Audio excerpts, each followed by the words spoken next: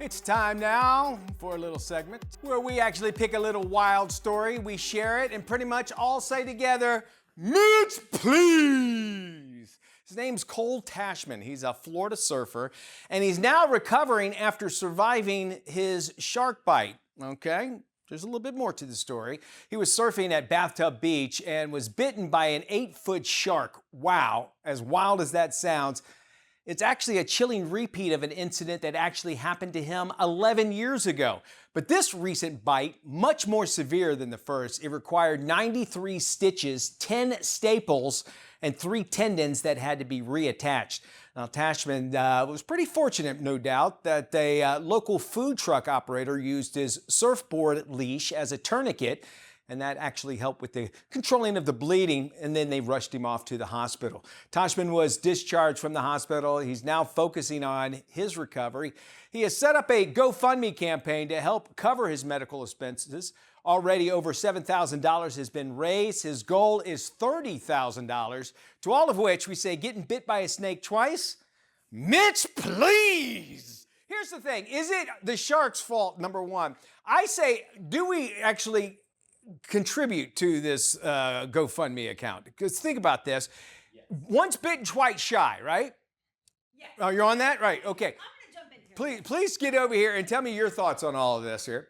So I think that what happens is, we expect these wild animals to be tame. Very true, very true. They're a wild creature in their own habitat, and I see us as invading on their space. 100% are. And the earth is 2/3 water, number one. Now, surfers have a totally different mentality, first off, because I'm going to tell you something right now. First off, you can get me on a surfboard, or if you can get me anywhere near, like, getting into the ocean, and I get bit by a shark, that's it. I'm done. Yeah. I'm not going back ever again. I got you. But the surfer mentality is, and we've all seen Point Break, right? Yes, we have. Right? That you go back in there and you face your demon. This time, I guess, was a snake. Yeah. And then bit twice. Like I said, once bitten, twice shy, I would not definitely go back in there. And the thing is, they can't catch the shark. And if they did, you know what they would have done? They would kill it. Just because it bit, it was being a shark. That's the thing that drives me nuts. The shark is being a shark. You're in his habitat. What is he supposed to do? He sees like something that looks nibbly, and he nibbles. He nibbles. He does what anybody would actually want to think of to do as well. So, I do wonder how they catch, because sometimes they'll say, we got the shark. How in the world did you get the shark? How would you, how do you know which one it is? Now, granted, if it's, got like maybe the sleeve of the arm of the guy that he chewed up, that's one way to do it. If he's wearing the same watch that says braided, understandable.